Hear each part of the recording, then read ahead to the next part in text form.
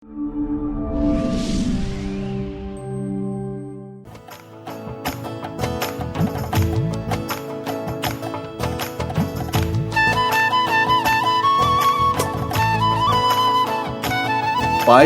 മണിമല്യത്ത് തറവാട്ടിൽ നിന്നും 17 വർഷങ്ങൾക്ക് മുമ്പാണ് ഇവനെ ഷാജി വാങ്ങുന്നത്. മണിമല്യത്ത് തറവാടിന് സിനിമയുമായിട്ടൊരു ബന്ധമുണ്ട്. മണിമല്യത്തുകാർ 5-6 വയസ്സുള്ളപ്പോൾ ഇവനെ കോന്നിക്കൂട്ടിൽ നിന്നും ലേലം കൊള്ളുകയായിരുന്നു. ശബരിഗിരിക്ക് കീഴിലെ ശാന്തസുന്ദരമായ ഉൾവനത്തിൽ അമ്മയുമൊത്ത് കുറുമ്പും തമാശകളും കാണിച്ചു നടന്ന ബാല്യം ഇവന്റെ ഓർമ്മകളിലേക്ക് ഇടയ്ക്കിടെ കടന്നുവരും. കൂട്ടുകാരുമൊത്തുള്ള ജലകേളികൾ, തീറ്റ തിരഞ്ഞുള്ള യാത്രകൾ, ചങ്ങലക്കെട്ടില്ലാത്ത സ്വാതന്ത്ര്യം. യാത്രകൾക്കിടയിൽ കാടുകൾ കാണുമ്പോൾ വിനോദ് ആ തെളിച്ചമുള്ള നനുത്ത ഓർമ്മകളിലേക്ക് യാത്ര ചെയ്യും. അന്നൊരു രാത്രിയിൽ തീറ്റ തിരഞ്ഞിറങ്ങി കൂട്ടം തെറ്റിയപ്പോഴാണ് ഇനിയൊരു മടക്കമില്ലെന്ന് തിരിച്ചറിയുന്നത്. കോന്നിക്കൂട്ടിലെ ഏറ്റവും പ്രായം കുറഞ്ഞവനായി പിന്നെ 4-5 വർഷം. കാട് വിട്ടുപോന്ന കടുത്ത വേദനയെല്ലാം അപ്പോഴേക്കും ഒന്ന് കുറഞ്ഞിരുന്നു.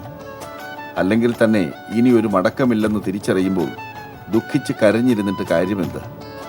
അനിവാര്യമായ വിധിയെ തിരിച്ചറിഞ്ഞ് കഴിയുന്നിടത്തോളം ആഹ്ലാദം കണ്ടെത്തി ജീവിക്കണം, അത്ര തന്നെ.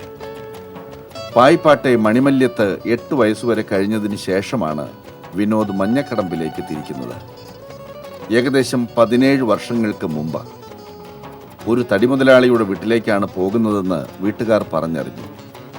ഈശ്വര, എന്തൊക്കെ പണിയാകും അക്കൂട്ടർ കാത്തുവച്ചിരിക്കുന്നത്.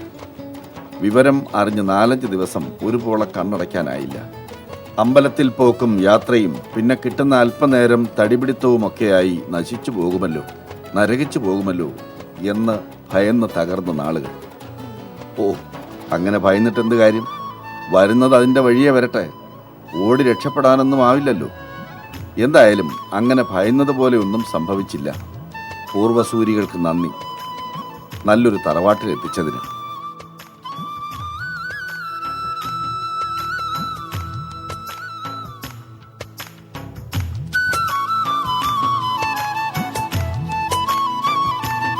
അല്പം മാന്യതയോടെ പെരുമാറുന്ന ഏതൊരു പാപ്പാനും വിനോദിനെ വളരെ കാര്യമായി കൊണ്ടു നടക്കാൻ കഴിയും. നീ ആരാടാ എന്നെ നിയന്ത്രിക്കാൻ എന്ന കത്തിക്കയറ്റമൊന്നുമില്ല, പ്രതികാര ബുദ്ധിയുമില്ല. എന്ത് ചെയ്യണം പറഞ്ഞോളൂ, എങ്ങോട്ട് പോകണം പറഞ്ഞോളൂ, ഞാൻ റെഡി.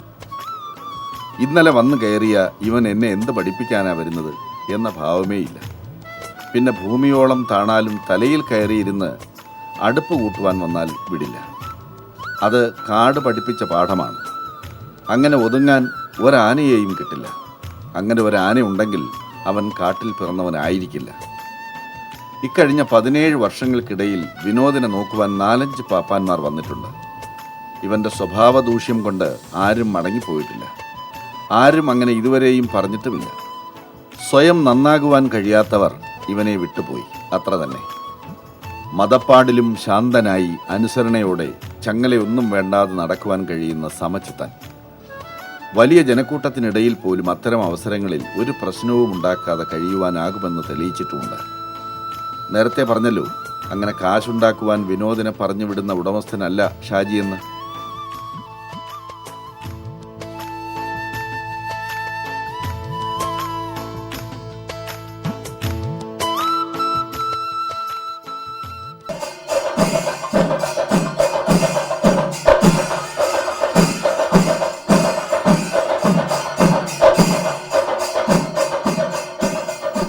കിടങ്ങൂർ സുബ്രഹ്മണ്യ ക്ഷേത്രത്തിലെ ഓരോ മണൽത്തരിക്കും പരിചിതനാണ് വിനോദ്.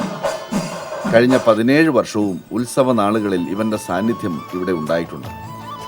സുബ്രഹ്മണ്യൻ്റെ തിടമ്പേറ്റിക്കൊണ്ട് വിനോദ് നടക്കുമ്പോൾ മറ്റാരിലും കാണാത്ത ഒരു ചൈതന്യമുണ്ട്. ഈ ക്ഷേത്രമുറ്റത്ത് കാല് കുത്തിക്കഴിഞ്ഞാൽ പിന്നെ വല്ലാത്തൊരു ഉത്സാഹമാണിവന്. സ്വന്തം വീട്ടിലോ തറവാട്ടിലോ എത്തിച്ചേർന്ന ആഹ്ലാദം. കൂട്ടത്തിൽ നിന്നാലും പ്രദക്ഷിണം ചെയ്യുമ്പോഴുമെല്ലാം ആ ഈശ്വര ചൈതന്യം നിറഞ്ഞ ഉത്സാഹം കാണാൻ കഴിയും, അനുഭവിക്കുവാനും കഴിയും. ഉത്സവകാലത്ത് മറ്റുള്ള ആനകളെ നേരത്തെ ബുക്ക് ചെയ്യുന്നത് പോലുള്ള ഇടപാടുകളൊന്നും വിനോദിനെ സംബന്ധിച്ചില്ല. വീട്ടുകാരനെ അതിഥിയെ പോലെ സ്വീകരിക്കേണ്ടതില്ലല്ലോ. നെറ്റിപ്പട്ടത്തിൻ്റെ ശോഭയിൽ താളവാദ്യങ്ങളുടെ മികവിൽ സ്വയം മറന്നു നിൽക്കുന്ന വിനോദ്. താളം മുറുകുമ്പോൾ, ഭക്തജനങ്ങൾ ഒഴുകി നിറയുമ്പോൾ ആ മനസ്സ് മുറം ചെവികളിലൂടെ ആഹ്ലാദമറിയിക്കുന്നു. കേരളത്തിലെ ഏത് തലയെടുപ്പുള്ള കൊമ്പൻ വന്നാലും 10ാം ഉത്സവ ദിനത്തിലെ ആറാട്ടിന് തിടമ്പേറ്റുന്നത് വിനോദായിരിക്കും. അതാണ് ഇവിടുത്തെ പതിവ്. ഇവനാരടാ ഞാനിവിടെ നിൽക്കുമ്പോൾ എന്ന് പരിഭവിച്ച് അരിശം ഉള്ളിലടക്കി മടങ്ങിയ നിരവധി പേരുണ്ട്. ഒന്ന് പോണം മിസ്റ്റർ, നിങ്ങൾ വലിയ പ്രമാണിയൊക്കെ ആയിരിക്കാം. ഇവിടെ ഈ സുബ്രഹ്മണ്യ സ്വാമിയുടെ സന്നിധിയിൽ ഞാനാണ് ഈ കർമ്മത്തിന് അവകാശി എന്ന് പറഞ്ഞു നിൽക്കും മഞ്ഞക്കടമ്പിൽ വിനോദം.